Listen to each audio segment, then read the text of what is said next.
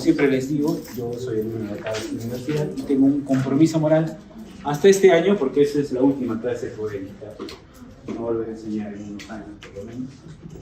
¿Ya? Entonces, esta clase es la clase que dan a los mismos alumnos de la San Marcos. Yo le he mejorado, le he agregado otras cosas más. ¿Ya? Justo porque uno de mis tutores, cuando yo estaba haciendo mi subespecialidad en este hospital, que es el hospital del niño, él dicta esa clase. Y me dejó el encargo para que yo pudiera dar esa clase. Como yo era el residente nunca dice no y tiene que dictar esa clase a los muchachos. Entonces me pasó sus diapositivas, yo las corregí, le aumenté algunas cosas y esa conclusión es la clase del día de hoy. ¿Ya?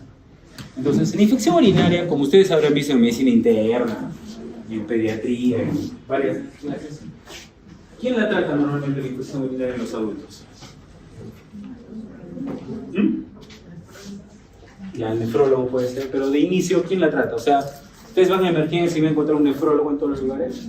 ¿Quién la trata? El médico general, el médico internista. ¿Ok? ¿Y en pediatría quién lo trata?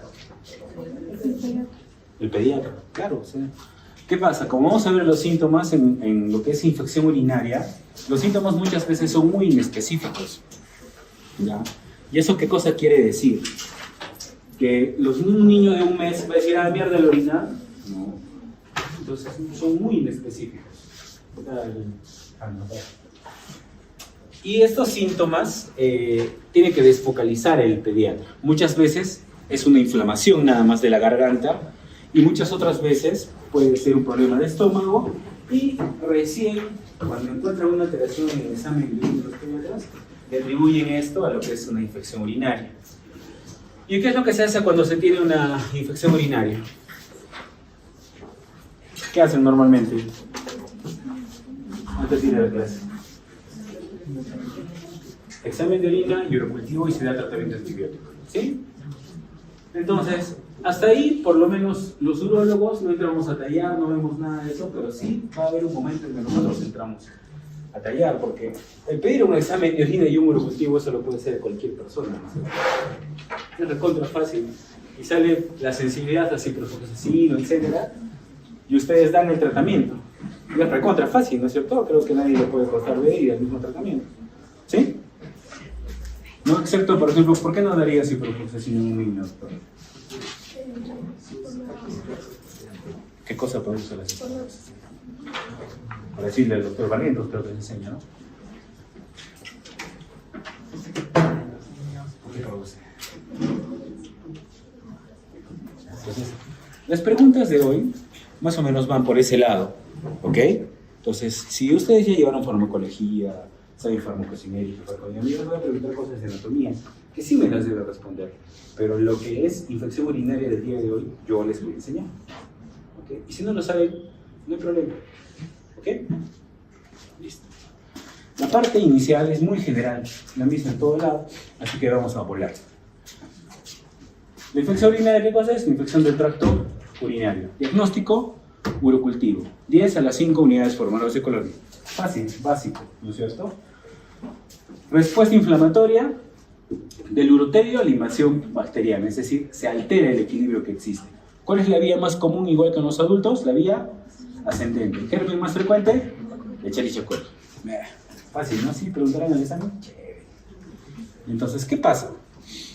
Acá se altera el equilibrio entre la interacción que produce el uropatógeno y el huésped y se produce la infección urinaria. Ahora vamos con prevalencia e incidencia. ¿Qué es prevalencia?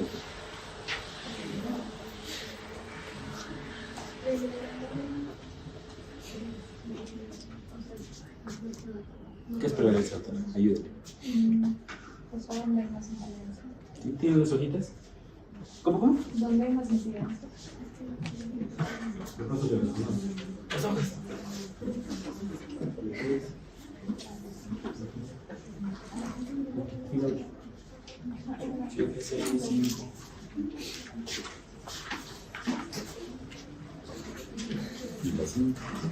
Así me gusta una clase, ¿no? Todos despiertos, qué chévere.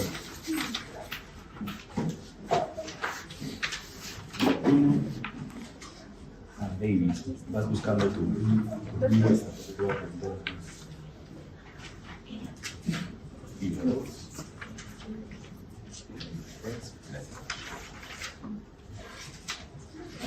¿Qué es prevalencia, doctor? Grace Darren González. ¿Casos que decir? ¿La incidencia? Anótense. ¿Qué fila están? La primera. 1, 2, 3, 4, 5, 6, 7, 8. En la última. Entonces, si nosotros vemos la consulta en urología pediátrica, ¿cuál creen que es la causa más frecuente de consulta?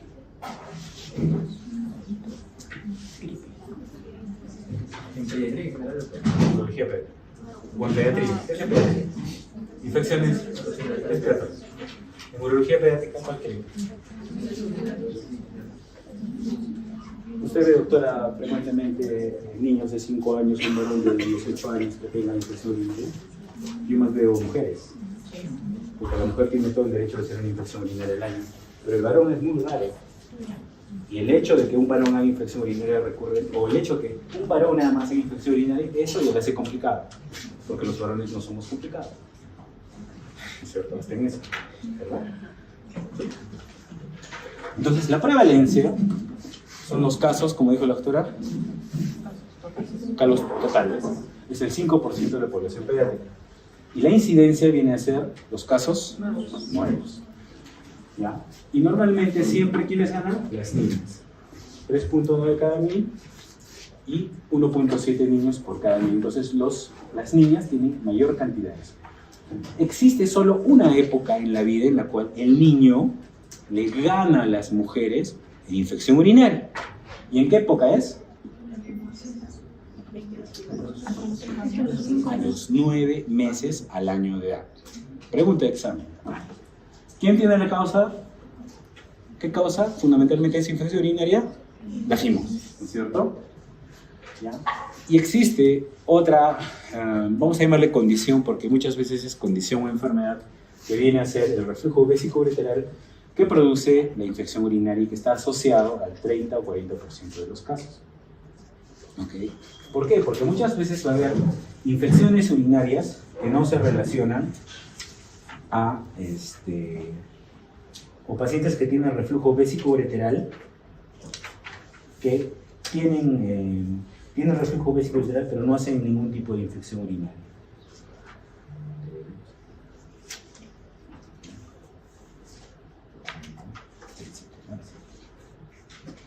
Entonces, este gráfico es recontra antiguo, pero no cambia porque me ayuda a ver normalmente en qué época es más frecuente la infección urinaria. Normalmente, si nosotros vemos, las mujeres toda su vida tienen infección urinaria, ¿no? Se casan, se embarazan y toda su vida tienen infección urinaria. Y ahora, como hemos mencionado, la única época en la cual tienen aumento del incremento de la infección urinaria, ¿en qué época es? A los 9 meses, al año de edad. Después desaparece. Y empieza a aparecer nuevamente, ¿cuándo? Cuando le crece la próstata. ¿Y qué pasa cuando crece la próstata? Éstasis urinario, retención urinaria, y el paciente nuevamente es infección urinaria. ¿Ok? ¿Está ahí? Chévere. La clasificación de las infecciones urinarias: alta, baja, fácil, complicada, no complicada, sintomática, sintomática. Simple o severa. ¿Quiénes son las simples generalmente? Todas las bajas, ¿no es cierto? Y severas las altas, porque las altas generalmente, ¿con qué se acompañan? De fiebre, malestar, náuseas, vómitos, etc. Y existe acá lo que es la primera infección urinaria versus la recurrente. Y acá es donde el urólogo entra a tallar. ¿Listo? Y cuando nosotros intervenimos, cuando los niños hacen una infección urinaria recurrente, y eso quiere decir que 2 o más infecciones en un periodo de 6 meses o 3 en 12 meses. ¿Listo? ¿Por qué? Porque normalmente son pacientes que van donde el pediatra por una infección, le dan tratamiento, se curan, pasa un tiempo, vuelven a tener la infección, ¿ya? Y después el pediatra va a seguir pidiendo los cultivos y el papá se pone ansioso y dice, ¿pero por qué haces infección urinaria? Entonces, ¿qué hace el pediatra? O vaya al nefrólogo pediatra para buscar la causa y y poder terminar con las infecciones urinarias. Pero como vamos a ver adelante, y también se hizo una pregunta, el hecho de tener infecciones urinarias recurrentes, ¿qué creen que le va a pasar al niño? ¿O qué creen que va a afectar? La nefrona. O sea, provocar cicatrices renales a la larga y provocar eso, que el niño vaya a una hipertensión renal secundaria y después vaya a una enfermedad renal crónica. Okay, entonces, ahí está la diferencia entre infección urinaria llevada por el pediatra, por el médico internista y por el urólogo. Por eso vamos a buscar unas causas que ya vamos a ver. Y existen otras infecciones que son infecciones no resueltas, que cuando es un paciente que, a pesar de que ustedes se le dan tratamiento con un antibiótico que es sensible, le dan 10, 20, 30 días, le siguen pidiendo urocultivo y el paciente sigue continuando con el urocultivo. Persistencia bacteriana, que continúa con la misma bacteria, y reinfección, que es la misma bacteria que ha tenido en el anterior urocultivo. Eso no se pregunta si no hay problema. Pero nefritis aguda, los síntomas fáciles, fiebre, escalofríos, dolor blanco, crónica, normalmente, generalmente debe haber algún factor que puede estar produciéndose, como pacientes con diabetes, pacientes que tienen reflujo vésico-ureterial, que ya les hace crónico este problema que van a tener. Con respecto a la cistitis, los síntomas que son locales, y la uretritis, que generalmente seguramente o ya lo vieron con las enfermedades de transmisión sexual. Entonces, ahora vamos a clasificación de itis no complicada. ¿Cuál es la clasificación o a qué se refiere normalmente un paciente con itis no complicada? Paciente que no tiene, mejor dicho, alteraciones anatómicas o funcionales. Se le pone un caso clínico, no tiene ninguna alteración, itis no complicada. Itis complicada, cuando ya existe alguna alteración. ¿Y qué otra cosa más es cuando ya no existe alguna? El sexo. Varón con infección urinaria ya es una infección urinaria complicada. ¿Ok? Hasta ahí, igualito que la clase. ¿Cuál es la vía más común? Ascendente. Entonces, viene el niño con infección urinaria recurrente y yo digo, ok, entonces ahora tengo que determinar cuál es el problema que tiene. Alteración anatómica. Segunda, alteración funcional o una deficiencia inmunológica.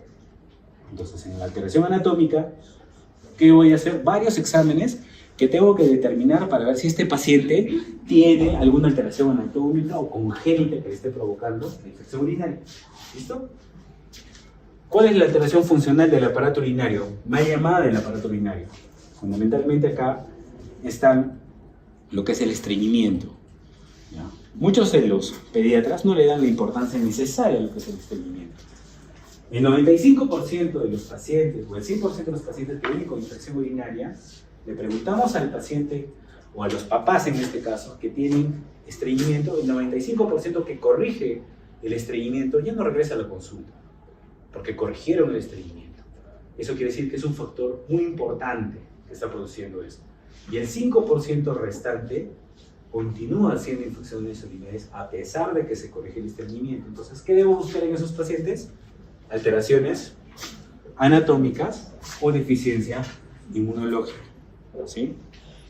¿Cuál creen que es otra causa en las niñas pequeñitas de infección urinaria? La mala higiene. Es algo sencillo. La limpieza, ¿no es cierto? Que se hace lo contrario. ¿Ok? ¿Listo?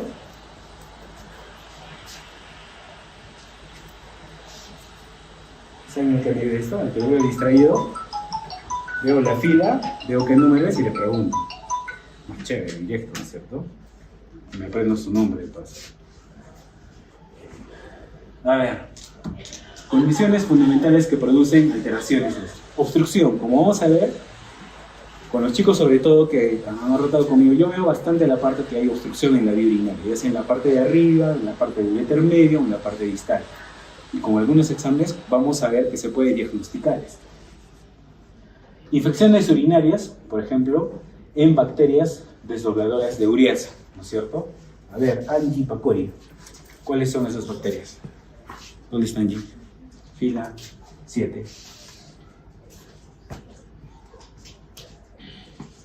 Y hay dos, después que tengo una idea, tengo todos una media atrás. ¿Qué bacterias son desdobladoras de ureasa?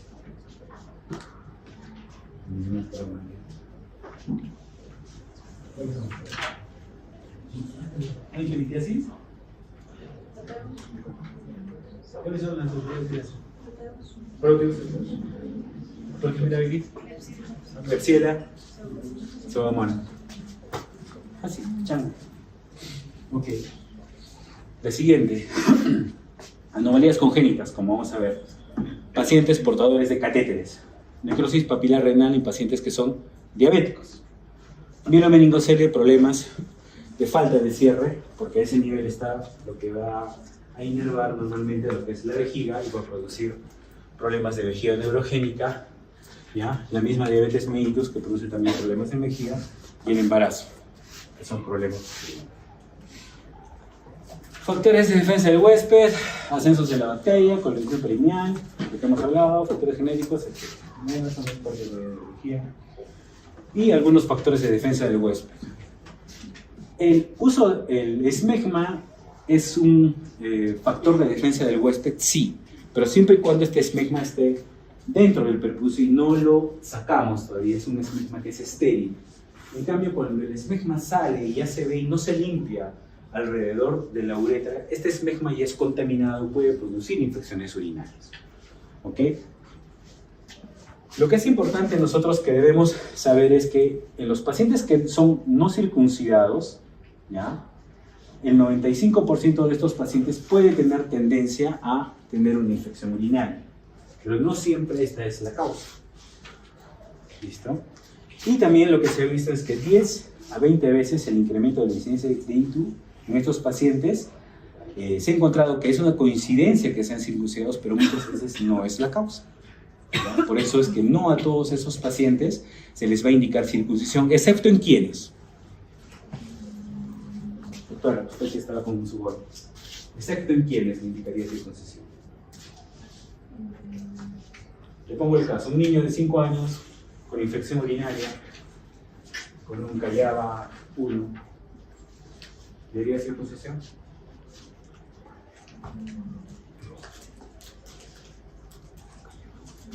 Lo he explicado, ¿a qué edad es frecuente la fimosis que causa infección urinaria? A los 9 meses. Si yo tengo un niño de 9 meses con infección urinaria recurrente, ¿ok?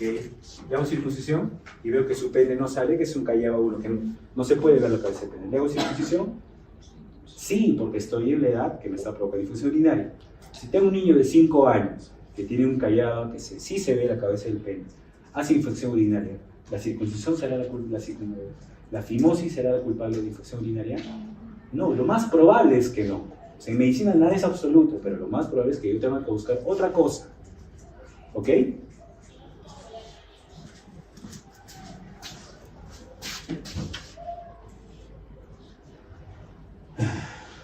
Ya. ¿Solo la presencia de bacterias no es suficiente para esto? Ok. Listo, prevención marcada, bueno.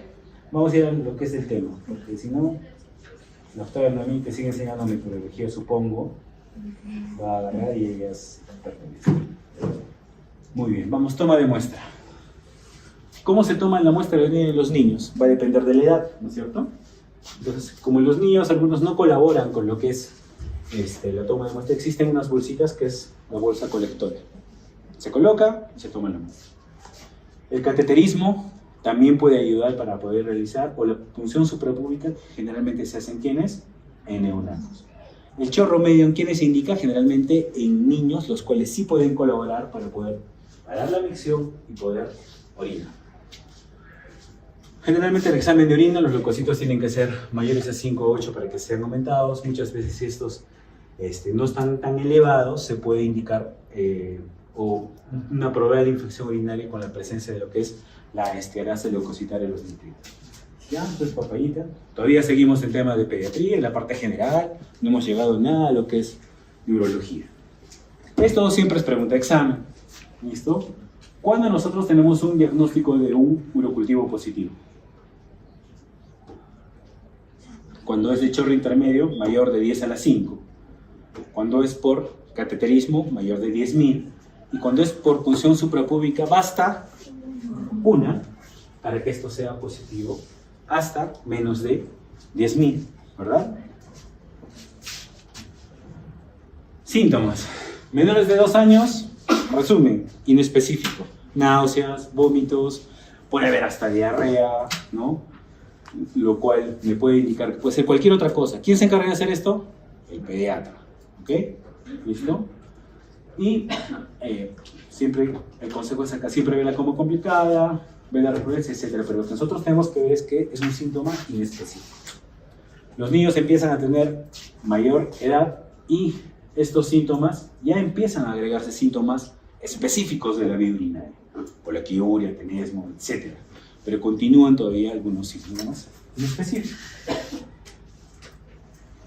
Listo.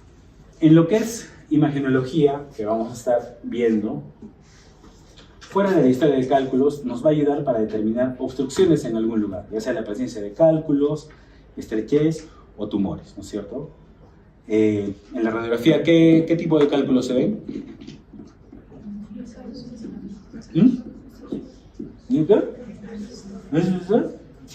¿Cómo? ¿Cómo es, Renato? ¿Radiolúcidas o radiopacos? ¿Cómo es? A ver, doctora, que está el último acá. ¿Cómo son radiopacos o radiolúcidos? Los que se ven en la radiografía. ¿Verdad? Doctora, haz su costado. Radiopacos. ¿Y cuáles son esos cálculos? Ya. Ya.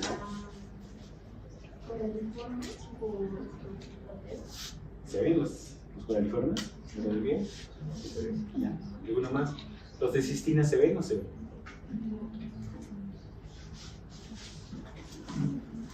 Listo. En la vejiga neurogénica existen algunos exámenes que nos van a ayudar, como la cistografía miccional, ¿ya? Algunas infecciones urinarias que se van a dar, diabetes en niños.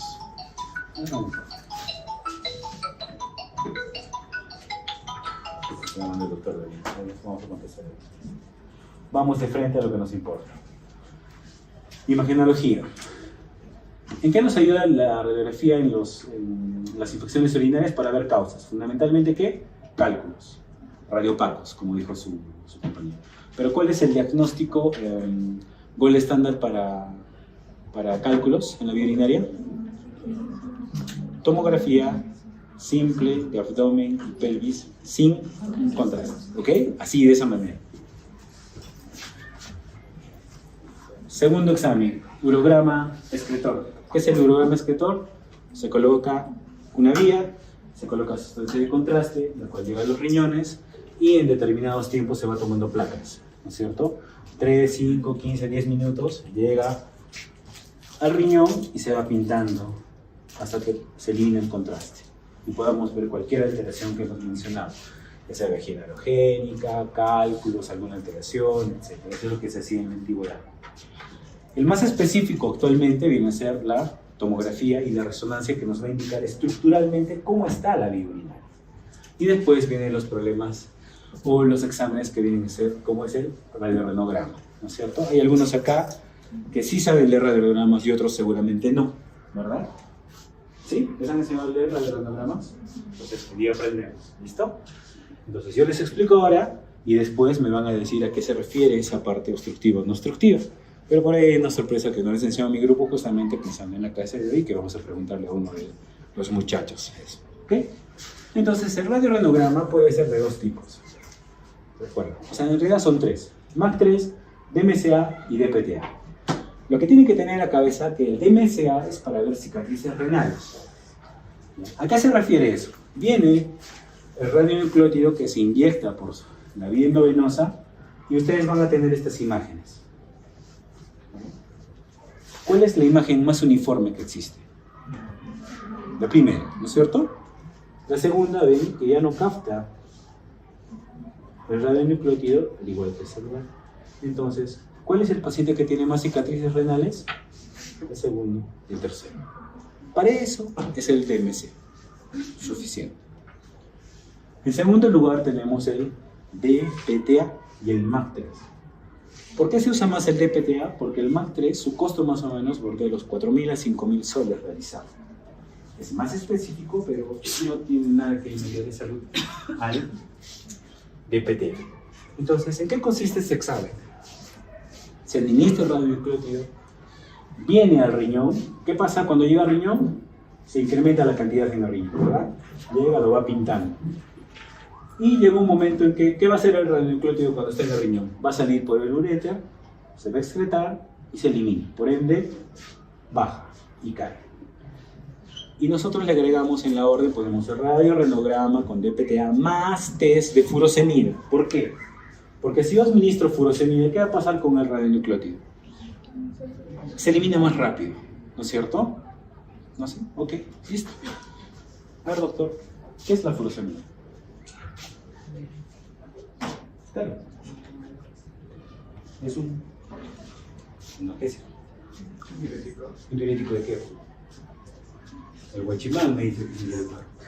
Un diurético de asa, cuyo mecanismo de acción es...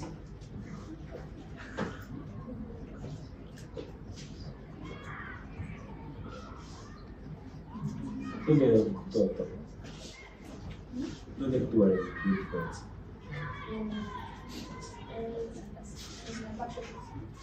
¿En la parte gruesa? ¿En la parte del asa? ¿En qué parte? ¿En qué se importe? ¿En qué se importe? Así que eso se importa. Sodio, potasio, cloro. Entonces yo administro la furosemida, elimino.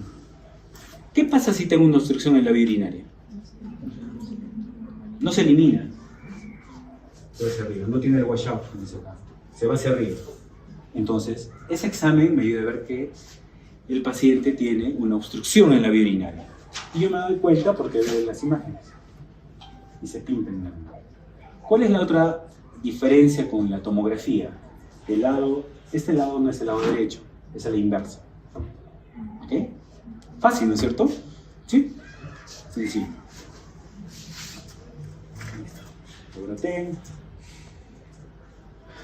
Otro examen que nosotros hacemos los urólogos, seguramente algunos habrán visto, es la cistoscopia. Es un examen que normalmente se hace en los pacientes que toleran el dolor, que es la mayoría de adultos, sin anestesia. Solo con lidocaína se coloca, pero nos ayudará en los niños de forma rutinaria para hacer algún diagnóstico en lo que es infección urinaria. No, porque es incómodo, tiene que ser en sala de operaciones y ya buscando algún diagnóstico más específico, como vamos a ver. ¿Listo? Ahora sí, recién viene la parte que corresponde a urología. Entonces, ahora vamos a ver temas como reflujo vesicolateral, que es el tema que justo pusieron muchachos hace unas semanas, y algunas otras obstrucciones, ya, en la vía urinaria. Disfunción miccional, que no la veo, esa parte la ven en pediatría para tratar el estreñimiento, junto con algunas alteraciones de vejiga neurogénica, que vamos a tocar algunos de esos acápitos que van a ver. Número 1, reflujo vesicolateral. ¿Qué es el reflujo vesicolateral? Es, como su nombre lo dice, el flujo retrógrado de la orina que va desde la vejiga hasta los uréteros. Regresa normalmente. Y como vamos a ver, existen varios grados que van a alterar eso. ¿A qué se debe normalmente el reflujo vesicolateral? Puede ser primario o secundario. ¿Por qué es primario? Porque es congénito. Y como su nombre lo dice, para que exista un reflujo vesicolateral, tiene que haber un uréter intravesical corto. Este es el detrusor, viene el uréter. Si desemboca inmediatamente, no existe ningún mecanismo que impida que regrese a la orina. Pero si este uréter viene y tiene un túnel submucoso, a medida que se va acercando al trígono vesical, tiene un túnel submucoso y este evita que regrese la orina y por ende el paciente tiene menos riesgo de tener un reflujo vésico-ureteral. ¿Listo? Entonces, por eso dice un uréter intravesical corto. Deficiencia del músculo longitudinal del uréter, o puede ser una ectopia lateral al orificio ureteral. Normalmente en esta zona es la zona donde debería estar el uréter ubicado para evitar que el paciente tenga un reflujo vésico ureteral. ¿Listo? El 30 al 50% de los pacientes con infección del tracto urinario tienen hito. Menos del 1% de recién nacidos se produce generalmente este tipo de reflujo. ¿Y en quiénes es más frecuente en los recién nacidos? Mayormente en niños. ¿Ok? Recuerden eso porque vienen preguntas. ¿Ok? Vamos a hacer más temas y se va a complicar porque unos es niñas, vamos a ver la edad. Y cuando son infantes y niñas, es más frecuente en las niñas. Recién nacidos, niños. ¿Ok? Y disminuye con el tiempo. ¿A qué se refiere esto?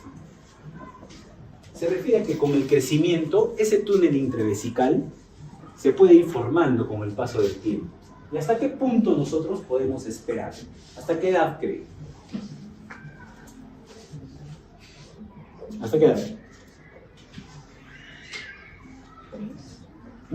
3 años. 3 años. Puede ser. ¿Alguna otra? 5 años. Después de 5 años. ¿Ok? Pero eso va a depender de algunos factores que van a ir con el tiempo. ¿A qué se refiere? Por ejemplo, si yo tengo una niña que hace una infección urinaria al año, sabemos que tiene reflujo vesicoureteral de primer grado, como vamos a ver en un momento, y está tranquila, nosotros podemos esperar hasta los 5 años. Pero si nosotros ya hemos diagnosticado reflujo vesicoureteral de 4º o 5º grado de un niño que, a pesar de que le den profilaxis, le dan algunos inmunomoduladores, como vamos a ver, y este niño tiene 4 años y sigue haciendo 4 o 5 episodios al año, ese niño no va a pasar, no podemos esperar hasta que cumpla los 5 años y esto desaparezca, ¿verdad? Entonces, ese punto de corte lo vamos a ver en un momento. Y el secundario se debe a algún problema que podría haber, como son válvulas de uretra posterior, como vamos a estar viendo, o heterocele, puede ser una vejiga neurogénica asociada a espina bífida, disfunción vesical como el estreñimiento que puede tener este paciente y tenemos que descartarlo antes de que nosotros pensemos que es un reflujo vesicoureteral secundario primario. Los grados se ven por un examen que se llama cistografía. ¿Sí? La cistografía es un examen que alguien lo vio hacer. ¿Saben en qué consiste? Es un examen en el cual se coloca una sonda, ya sea para una mujer por la uretra, coloco sustancia de contraste y ¿qué pasa? Empiezo a tomar placas para ver si esa sustancia de contraste de la vejiga regresa hacia los riñones. Entonces, de esa manera veo reflujo vesicoureteral. Y de acuerdo a donde va pintando, veo el grado. Del primero al tercer grado, el primero no llega hasta el riñón, y en el tercero ya llega totalmente a ese riñón, y al 4º y 5º grado ya existe una deformación anatómica que va a provocar este tipo de reflujo. En los niños, ¿ustedes creen cómo debe ser este examen? ¿Sedado o despierto? ¿Despierto? Sedado. ¿Quién dice sedado? Levanten la mano. Sedado. ¿Despierto? ¿Por qué sedado y por qué despierto? Sin miedo. Estamos conversando, ¿no es cierto? Muchachos, vamos. Las clases son participativas. Mientras está un poco de agua. ¿Por qué despierto? ¿Por qué sedado? ¿Quién dijo? ¿De qué? ¿Cómo es, muchachos? Vamos.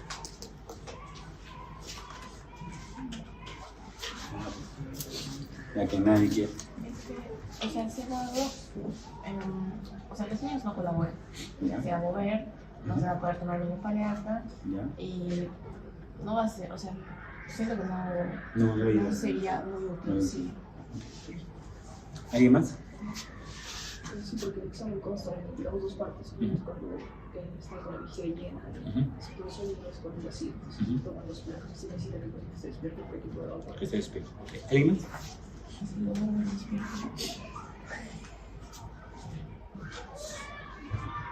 ¿Qué es lo que quiero ver en el paciente? Que tenga reflujo, ¿no es cierto? Entonces, existen 2 tipos de reflujo de acuerdo a esto. Reflujo pasivo y reflujo activo. El reflujo activo es aquel reflujo que se da cuando yo orino. Y el reflujo pasivo es cuando se va llenando mi vejiga y se produce reflujo. ¿Ok? ¿Ya?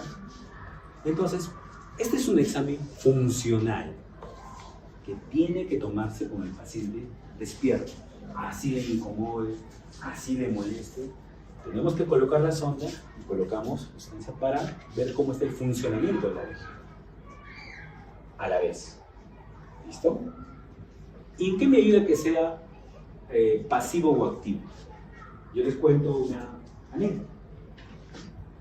Resulta que venía un paciente que tenía infecciones urinarias recurrentes, no era estreñida, y le tomamos su cistografía y siempre salía negativa y seguía viniendo con infecciones urinarias. Entonces, en una de esas, le pedimos al tecnólogo, porque es el que toma normalmente esto junto con el radiólogo, que empiece a tomar las placas apenas se empieza a instilar el contraste en la vejiga. ¿Por qué? Porque yo estoy buscando un reflujo pasivo. Entonces, si yo empiezo a instilar el contraste en la vejiga cuando se está llenando, busco ese reflujo pasivo. Y esta paciente tenía reflujo vesicoureteral pasivo.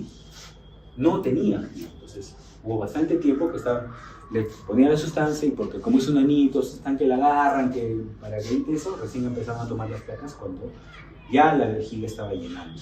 Entonces no era lo correcto. Entonces siempre tiene que tomarse de esa manera, y cuando se pone la orden se especifica esas partes.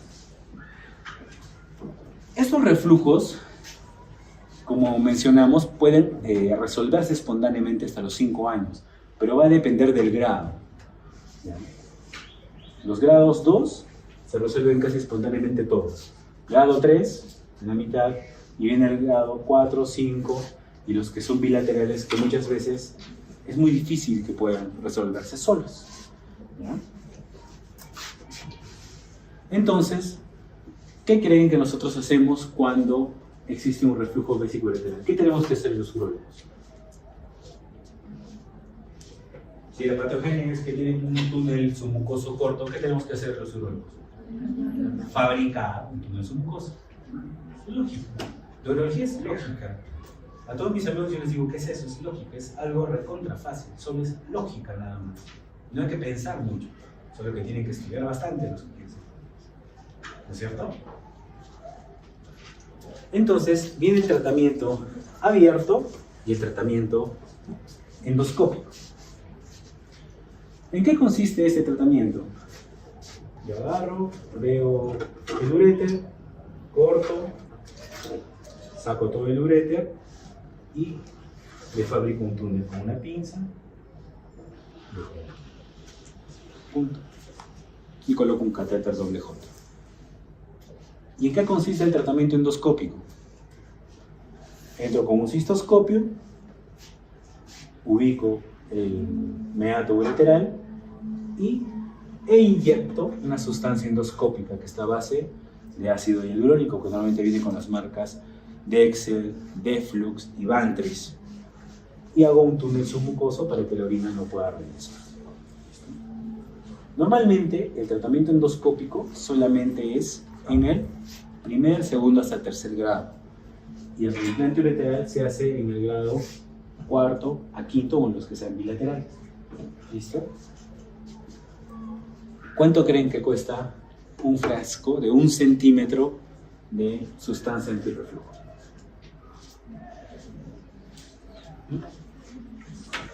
A base de ácido hialurónico, con los que se hacen también cirugías estéticas. ¿Cuánto creen? Porque tiene que ser biocompatible. ¿Cuánto creen? ¿1000? ¿Te gusta? ¿Cuánto creen? 500 soles. Gabriela, antes de acabar más. 20.000. Un frasco cuesta 4.000 soles. Solo uno. ¿Ya? El hecho que van a entrar a la sala, van a producir la asistencia endoscópica, al colocarse en un frasco más o menos les sale algo de 10.000 soles al paciente. Con un frasco. Si tienen un reflujo de cuarto o quinto grado, ¿cuántos frascos serán? 4 o 5. Si tienen bilaterales, entonces, ¿qué prefiero? Abierto. ¿Ok? Entonces, hasta ahí es lo que ustedes deben saber. El residente tiene que saber que acá hay técnicas. HID, double HID, acá hay técnica de core, empolitano, cervical, un montón de cosas. Eso, no. Ustedes hasta ahí. ¿Ok? Listo, se terminó. Reflujo vesicoureteral. En los infantes, ¿en quién es el más frecuente, doctora? En los infantes. ¿Niñas? Niños. ¿Y los recién nacidos? Niños. Ahora viene lo que es estenosis pielo-ureteral. Causa más frecuente de uropatía obstructiva alta en recién nacidos. ¿Cómo se diagnostica? Con las ecografías, la morfológica, la cromosómica que saben tomar, ya vienen con ese diagnóstico en el cual existe una hidronefrosis en el pequeño, ¿sí? ¿Qué van a ver en el examen? Masa abdominal palpable, dolor abdominal recurrente y hematuria, que esto va a ser un síntoma que se da más en los adolescentes, casi en los niños no, ¿ya? Asintomático podría ser, y esa es una de las... Puede haber varias causas. Intrínseca, que puede haber una alteración de las fibras musculares a este nivel que se va a dar por incremento de colágeno o alteración de la peristalsis. Se ve claramente, ¿no es cierto? Existen dos tipos de hidronefrosis antes de que me olvide. Intrasinusal y extrasinusal. ¿Cómo es la extrasinusal? Viene el riñón y está fuera de hidronefrosis. Y existe otra hidronefrosis que es hacia adentro. Esa es la intrasinusal. ¿Ok? Esa es la intrínseca.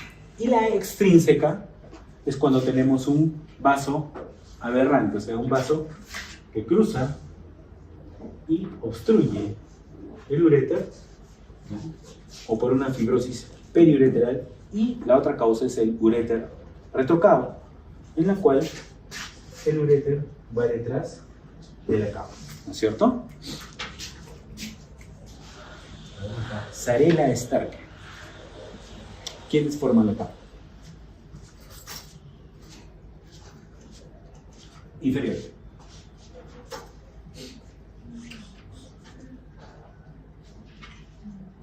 ¿Quién forma la cava, muchachos? Inferior.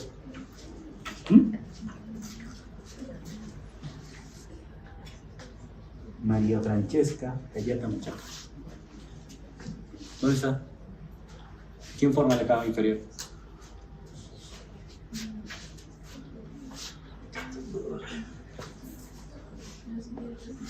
¿Tú?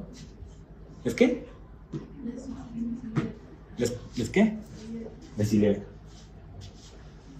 ¿Es como la superior?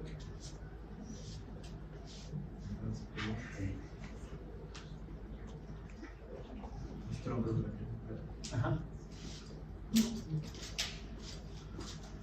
Entonces, si yo tengo, en este caso, un vaso que irriga el riñón y cruza y produce la obstrucción a este nivel del uréter, ¿qué hago? ¿Corto el vaso, empujo la pelvis renal, o corto la pelvis y vuelvo a anastomosa? ¿Cuál hago?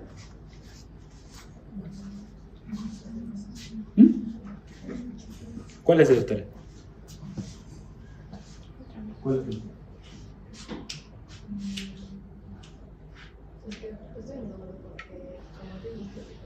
De repente se complica si corto el brazo, pero si corto el riñón. No se riñón la pelvis.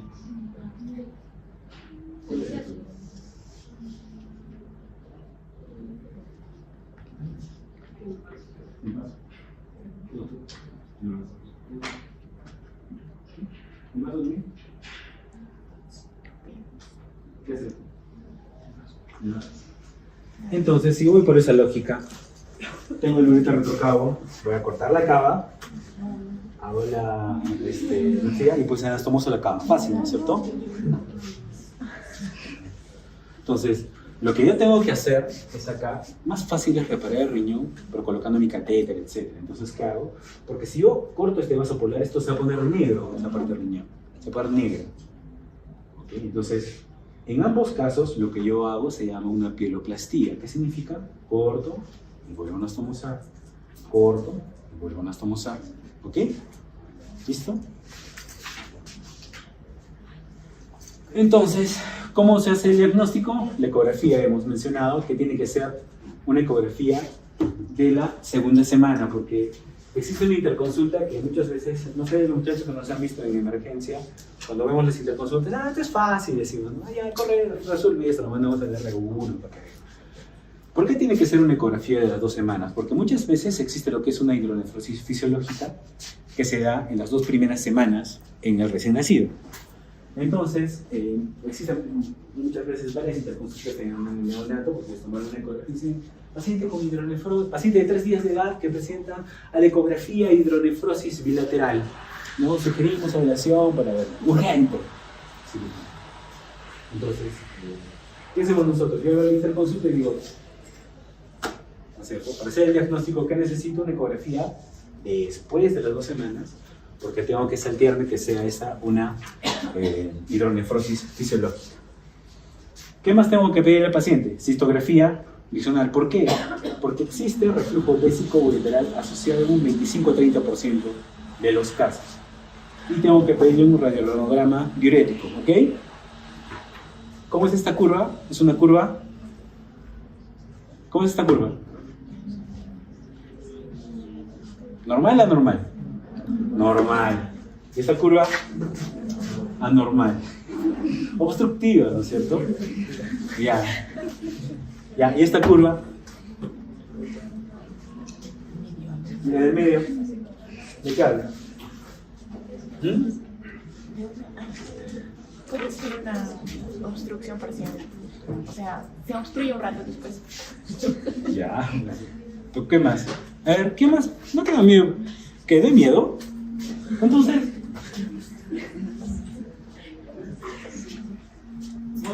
¿Qué es lo del medio? Ideas. Quizá con...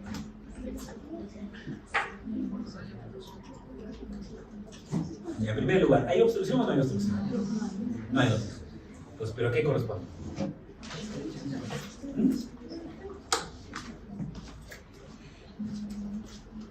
A la hidronefrosis fisiológica.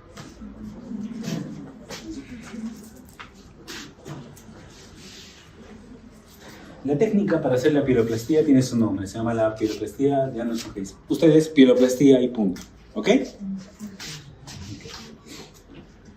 Si no funciona, existe la ureterocalicostomía, en la cual va el uréter y de frente va el cáliz. ¿Listo?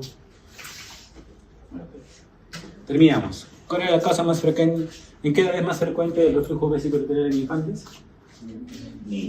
Recién nacidos. ¿Quién es el más frecuente la estenosis pieloureteral? ¿Ah? ¿Niños, niñas? No vieron. No vieron. Ahora vamos con el ureterocele. Esta ley la vieron con el doctor Miguel seguramente, ¿verdad?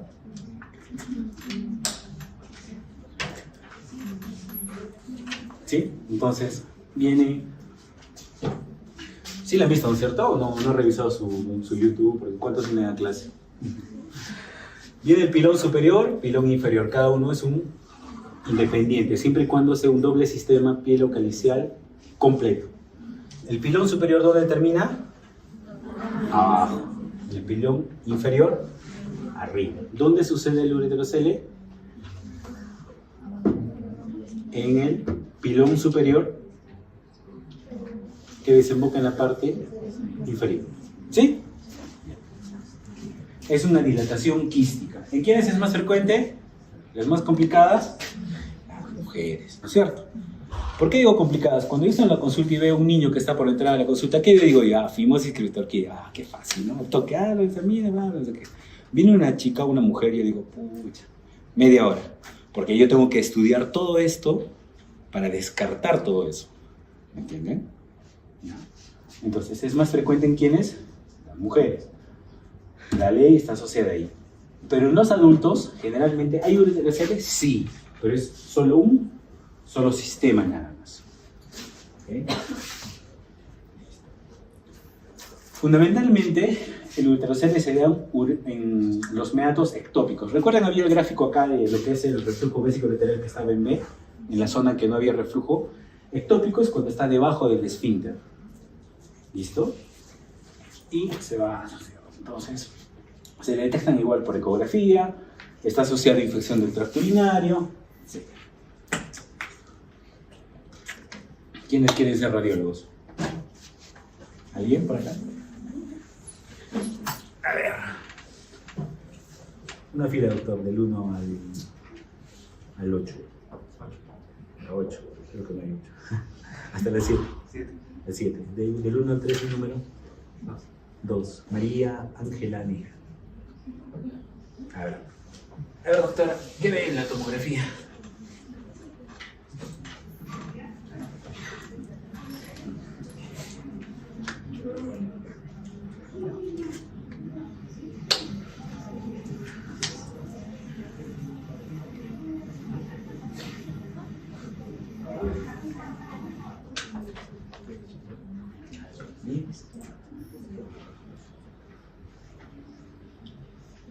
Me dice cualquiera repetir, no hay ningún problema.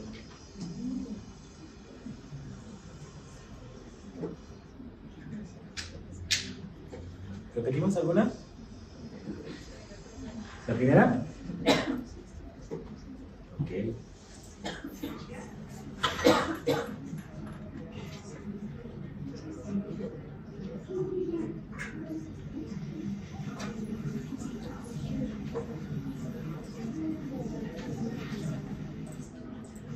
¿Otra vez?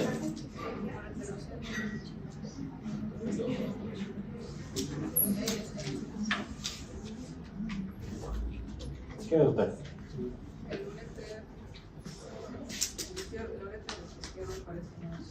Ya vi la otra vez. Es una urétero hidronefrosis. Ya, primero. ¿Qué más? ¿Otra vez? Ustedes saben por qué le dicen los imaginólogos, ¿no? Porque se imaginan cosas que no ven. A ver. ¿Qué parte del riñón está dilatada? El pilón superior. Y si ustedes ven en la parte inferior, lo que hemos explicado.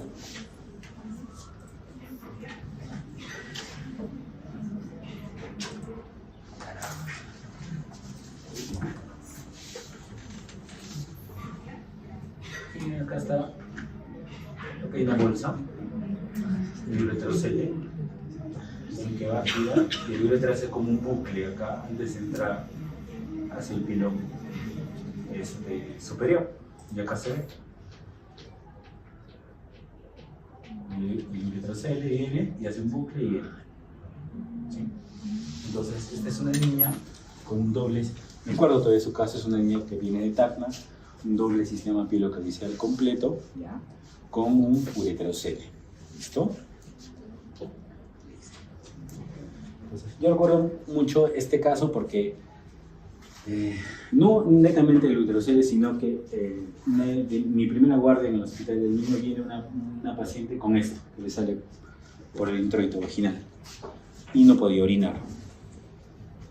Y yo, niños, no va viendo nervioso, pues solo va a ver adultos en el momento. Y al ver eso, viene la paciente y dijo, ¿qué hago? Agarré eso, que le cosa donde le tomé una foto. Y le muestro la foto a uno de mis maestros y le digo, doctor, ¿qué cosa es? Y me dice, es un seco ureterocele, me dice. Y yo, ahí no puede ser. ¿Qué es en términos sencillos? Es un ureterocele que ha estado creciendo con el tiempo, pero ha sido tan grande que ha prolapsado y ha salido por el cuello hacia abajo. Y eso cambia de nombre, ya no es un ureterocele, es un seco ureterocele. ¿Ok? Entonces, por eso viene acá, el seco ureterocele es la causa más frecuente de uropatía obstructiva baja en niños. Justo ayer me preguntaba uno de los chicos, doctor, ¿y no hay un caso clínico para poder presentar? Yo decía, sí. Hay una paciente de 53 años que ha venido al hospital que tenía un seco ureterocele, lo cual no es frecuente. ¿Okay? Y está reportada, tiene las tomografías, pero no hay fotos de la señora. Entonces eso es una cosa rara. Entonces, sigamos. El 50% de los reflujos vesicolaterales, en este caso, va a estar relacionado a un reflujo vesicolateral, los que tienen también ureterocele. ¿Listo? Y contralateralmente al ureterocele también puede haber la presencia del reflujo vesicolateral. O sea, todas estas patologías están asociadas entre sí. Por eso es que a la mayoría nosotros, ¿qué pedimos? Tomografía, cistografía y un radiorenograma. Van los tres para poder hacer el diagnóstico. Listo. Hay otra pregunta que les hacen siempre. ¿Y el ureterocele, en los que tienen solo un sistema pielocalicial, qué imagen les da al urograma excretor o en la ecografía renal? ¿Saben esa pregunta? Doble imagen en cabeza de o cabeza de cobre. Entonces, porque es solo un sistema. Justamente por eso. En cambio, los que tienen doble sistema no se valen eso. Entonces, ¿cuál creen que es el tratamiento de un ureterocele, tratamiento quirúrgico? Todos pueden estar indicados. Entonces, como el problema es en el pilón superior, yo digo, ya, yo soy macho, ducho, le hago una heminefrectomía polar superior. Acá, le corto todo esto, le inserto, quedó el tratamiento. No, yo le voy a hacer un reimplante. Agarro los dos sistemas que vienen, los desinserto y vuelvo a colocar. No, ¿sabe qué? Yo voy a hacer una ureteroanastomosis para que siga funcionando. O el que dice, no, yo tengo mi cistoscopio, tengo mi función, voy a entrar por cistoscopía y voy a agarrar el uterocele y voy a hacer huequitos para que no dispersen. Es válido. Cualquiera de esos tratamientos es válido, pero si ustedes tuvieran un hijo, ¿cuál escogerían? Que les haga un chuzo acá para hacer una nefrectomía, para que el neuro le diga, eso es lo máximo. Empiezo con función endoscópica, veo cómo está su función renal y de acuerdo a eso voy evaluando el caso. ¿Ok? ¿Hasta ahí? Ya. Tercer tema, megaureter congénito, que también lo han visto, creo, ¿cierto? ¿Qué es el megaureter congénito? Es el ureter dilatado mayor a 7 milímetros. Si ustedes ven esta foto, parece que fuera intestino. Está dilatado completamente el uréter y existe una estenosis que generalmente es en la unión urétero-vesical. Se asocia muchas veces a hidronefrosis porque la dilatación es tan grande que va a provocar y se produce por hipoplasia de las fibras musculares, distales, alteraciones de colágeno, etc. ¿Cómo el diagnóstico? Igual, ecografía antenatal, urotel, también tengo que hacer una cisto-uretrografía miccional. ¿Por qué? Porque existen ¿cuántos tipos de megaureter? 4, ¿no es cierto? Pero el que vemos en pediatría generalmente es el megaureter estenótico no refluyente. ¿Qué significa eso? Que yo le hago una cistografía y no hay reflujo. Le hago un estudio de radiorenograma con DPTA y existe obstrucción. Y existe uréter dilatado. ¿Sí? ¿Me siguen, no? Por hacerlo más rápido. Entonces es un megaureter mayor estenótico, porque el DPTA salió normal, no refluyente, porque la cistografía es negativa. ¿Sí? Ya, chévere.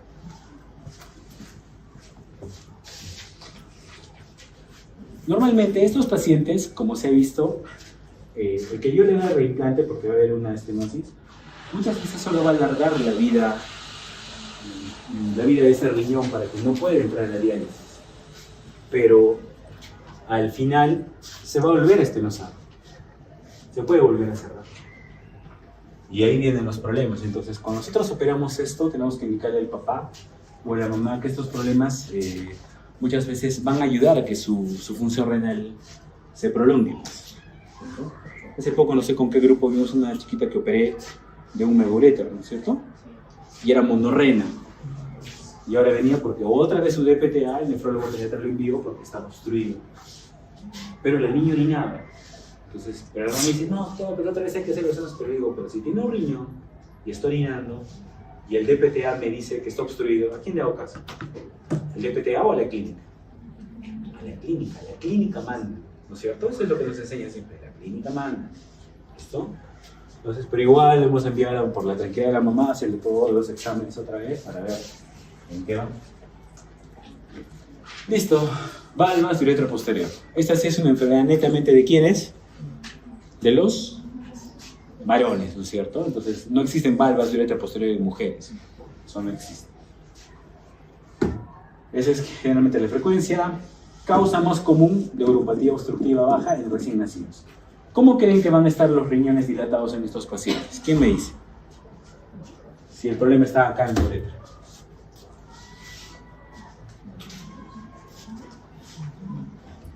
Los otros problemas eran ¿de qué lado?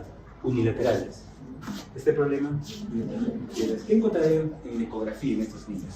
Por lógica, ¿no? Eso está en la siguiente diapositiva, pero yo quiero usar la lógica. Si tengo valvas bilaterales, ¿qué encontraré en la ecografía en un paciente? ¿Hidronefrosis bilateral? ¿O algo más? O sea, está obstruido acá, pero los uréteros están normales y solo encuentro hidronefrosis bilateral. ¿Ah? Urétero, hidronefrosis bilateral en un paciente recién nacido. Como está obstruido, ¿qué más creen que tenga el paciente? ¿Podrá orinar? No, pues, o sea, es un neonato con disbalance hidroelectrolítico, acidosis, ¿no es cierto? Y entonces está obstruido por todos lados, no tiene por dónde salir su orina. Esto realmente es una emergencia de las que existen. Y lo que tenemos que hacer es hacer una sonda vesical o vesicostomía. La sonda vesical es fácil de colocar, pero ¿qué es una vesicostomía? Es esto. Agarro la vejiga, abro y literalmente hago mis puntos para que se junten a la piel y por ahí sale la orina. Porque ¿cómo harían para romper las valvas que están acá? ¿Con un cistoscopio? ¿Pero de cuántos frames creen que tiene que ser el cistoscopio? De 6 frames. ¿Cuánto equivale un frame? 0.3. Y encima tiene que ser un receptoscopio, o sea, tienen que agarrar y cortar. Entonces, como no existe eso, ¿qué hago de emergencia? Abro, coso la vejiga para que toda la orina salga, hasta que crezca y se pueda. ¿Pero qué hacíamos en el hospital? Colocábamos por el perio una sonda de... Hacíamos la vesicostomía, colocamos una sonda de alimentación, número 6-8, hacíamos un nudo. ¿Para qué? Para romper las valvas. ¿Sí? Y en los lugares en que puede hacerse existe lo que es la ablación endoscópica. ¿Listo?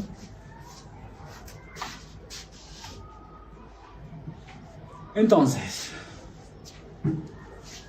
el tratamiento, fácil, ¿no es cierto? No complicadas, causando tratamientos complicadas, nunca den quinolonas, ¿no es cierto? ¿Por qué? ¿Qué producen con el cartílago de crecimiento de los pequeños? ¿Cómo actúan las quinolonas?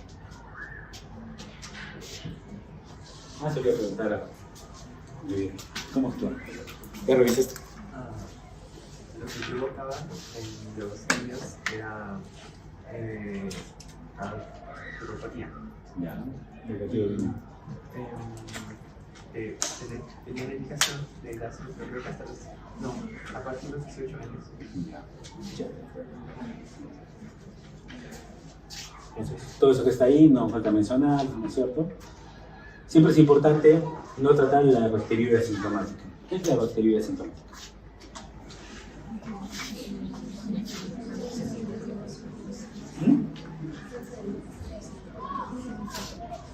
Presencia de leucocitos en la orina sin síntomas. ¿Qué más? ¿Alguien? ¿Puro cultivo, positivo? ¿Sí? Sí. Ok. Bueno, ya estamos por terminar, así que...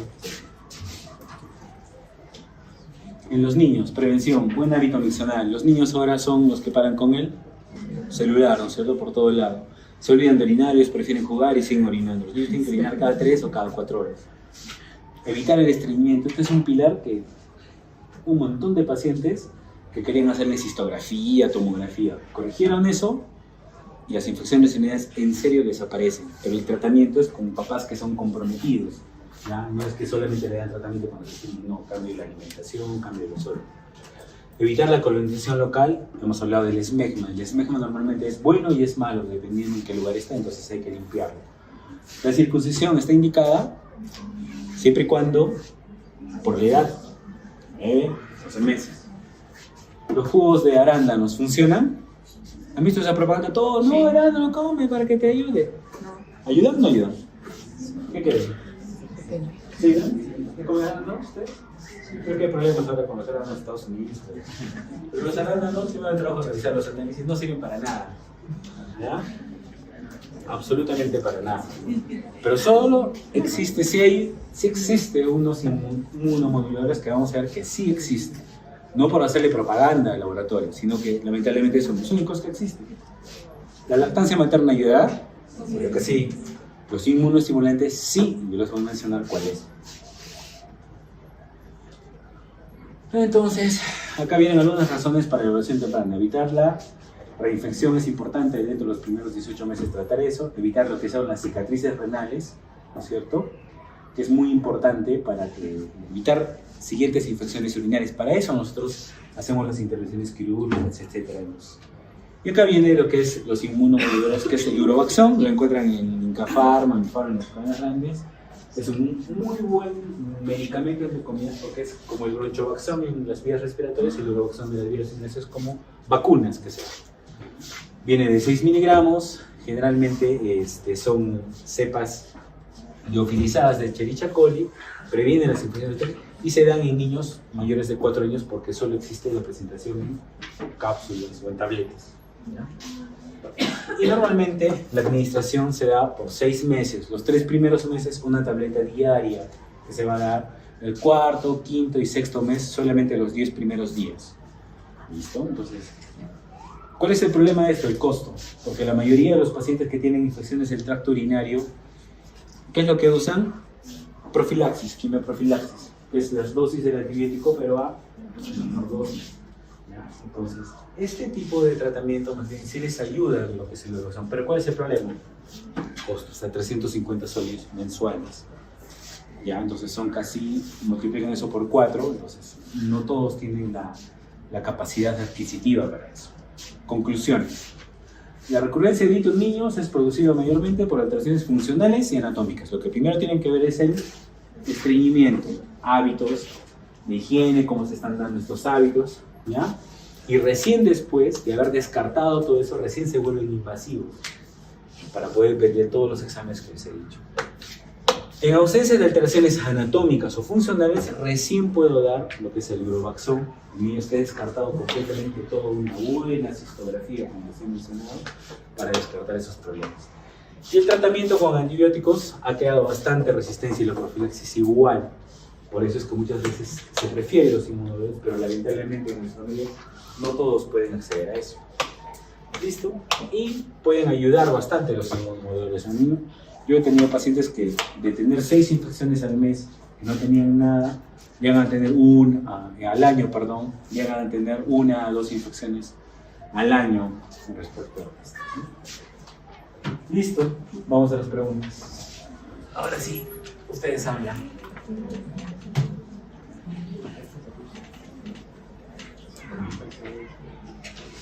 Una fila, doctor. 5.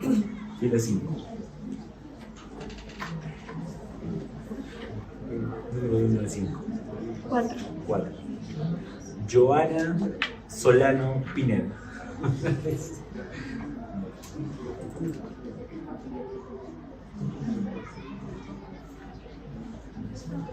Recién nacido varón en su tercer día de vida, hijo de madre primigesta, sin antecedentes patológicos significativos. Así me gusta hacer las preguntas para marearlos un poco. Significativos durante el embarazo. En la ecografía prenatal del tercer trimestre se detectó dilatación moderada del sistema pielocalicial izquierdo. Al nacer el bebé es asintomático con signos vitales estables y examen físico normal. No hay distensión abdominal ni signos de insuficiencia renal. Se realiza una ecografía postnatal que confirma hidronefrosis moderada de riñón izquierdo con dilatación ureteral significativa. Sí.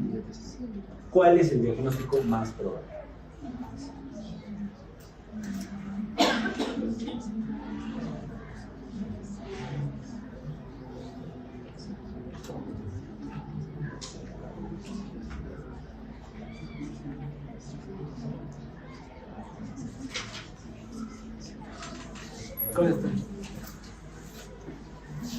¿Cuál marca? Si marca bien se va a hacer suceder un chochorco o a toro. 50 horas del equipo. ¿Cuál marca? ¿Y por qué? ¿Hidrocele comunicante?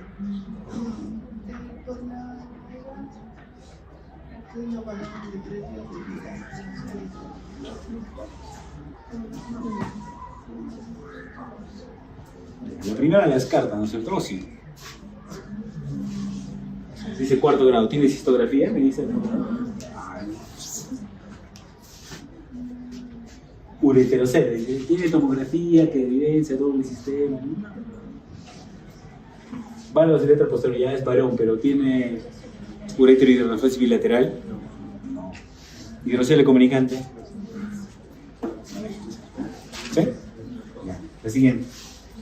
Es la misma paciente. La pregunta, cuando yo mande mis preguntas, para que tengan un punto, tienen que responder 4 bien. ¿Ok? Es el mismo caso. ¿Cuál es el estudio imagenológico más útil de función por unión detectada? Este.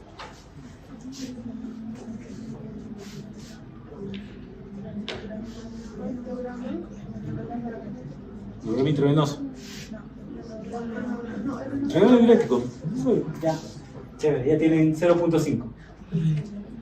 Pregunta 3. ¿En qué momento estaría indicada la intervención quirúrgica de este paciente?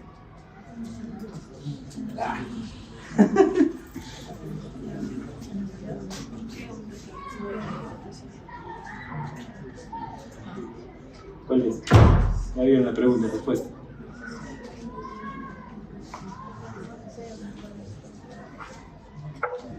¿Cuál es, muchachos? Decía la, no sé, ya. ¿Cuál es el tratamiento quirúrgico de elección? Acabamos de hacerlo, no me digan. Ya, piloplastía. Caso número 2. Pregunta 1. A ver, ¿quién me va a responder? Mejor buscamos a alguien, ¿no? Para allá. Mi garganta ya está. ¿A qué filo le hemos molestado? A los de atrás, ¿no es cierto? A ver, el doctor que se está escondiendo acá. Doctor, usted que ha estado toda la clase con el celular, por favor, respóndame a esas preguntas. Lo escuchamos.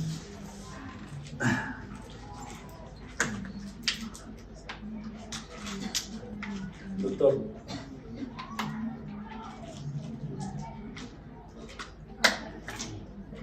Doctor. ¿Escuchado? ¿Usted? ¿Por qué?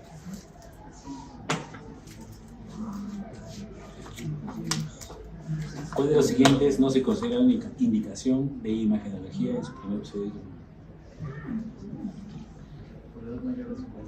La D, ¿no es cierto? ¿Sí? ¿La D me dijo o la B? La B. A ver, es obvio, ¿no? Fácil esta pregunta. La siguiente, vamos. ¿Cuál es el factor anatómico más asociado al reflujo vesicolateral en niños? La T, ¿no? Esta está marcada ahí. Pregunta 3. ¿Cuál es el abordaje terapéutico más adecuado para prevenir nuevas infecciones?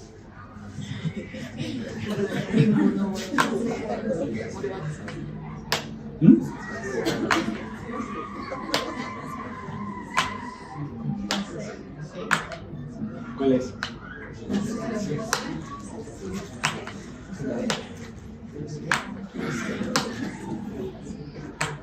¿Cuál es el? ¿Cuántos años tenía el paciente? ¿Cuántos? 3.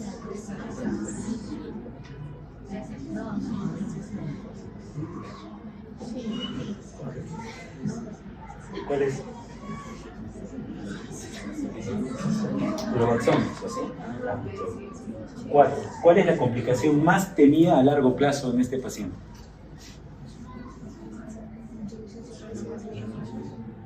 ¿Insuficiencia renal aguda? ¿Qué es la insuficiencia renal aguda? Que no orina, ¿no? Ya, pero este paciente es a repetición. ¿Cuál es? Hipertensión arterial secundaria y después eso termina en enfermedad renal crónica. Sí, esa es una pregunta malosa esa. Caso 3. Lactante masculino de 9 meses ya con testículo, no, eso. Eso lo leen, ¿no, muchachos?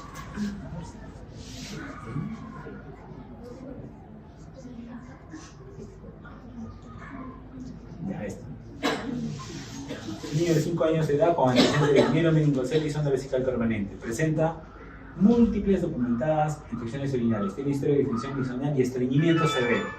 Sus cuidadores refieren dificultad para vaciar completamente la vejiga. No ha tenido cirugía reconstructiva. Pregunta número 1. ¿Cuál es el factor de riesgo principal para desarrollar hito recurrente en ese paciente? Pregunta 2. No es criterio recurrente de infección del tracto urinario.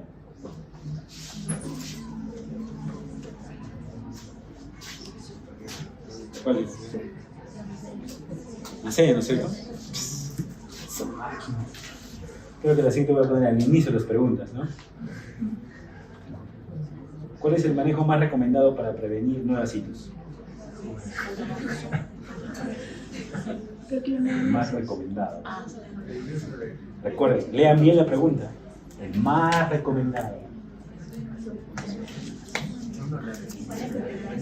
Manejo integral, ¿no es cierto? Tienen que irse por el más barato. Pregunta 4. ¿Qué otras preguntas están así hechas al propósito, así para confundirnos? ¿Cuál de los siguientes no se considera parte del tratamiento profiláctico de elección? No. ¿Cuál? No. ¿Cuál? ¿Cuál no está considerada? Arándano, de frente. Circuncisión profiláctica, pues no le va a hacer pues circuncisión a todos.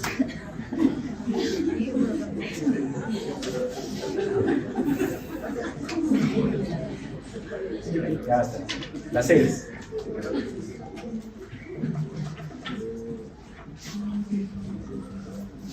Diagnóstico definitivo de niño de 6 meses que presenta insuficiencia renal aguda, liguria y distensión abdominal, ecografía revela dilatación de ambos uréteres y vejiga muy gruesas. Pregunta 1. ¿Cuál es el diagnóstico definitivo? ¿Cuál es, muchachos? ¿Ah? ¿Cuál?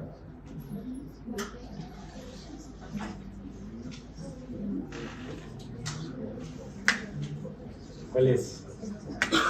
Ponen bien y ingresan a plástica, si no, otra vez, otro año más. ¿Cómo, muchachos?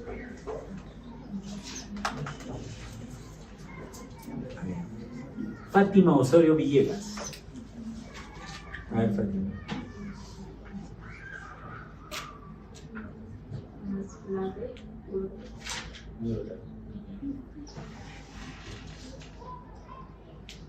Hilary Cornejo.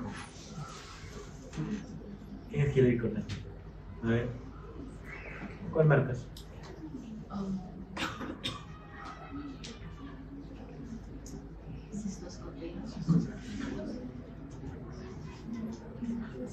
La respuesta es cistoscopía. ¿Por qué? Porque tú vas a entrar con el cistoscopio y vas a ver cómo las valvas están viendo en vivo en directo. ¿Cuál es el tratamiento de elección? Ablación endoscópica. Eso. ¿Cuál es la complicación más grave a largo plazo? Que esto falla ya, no sé.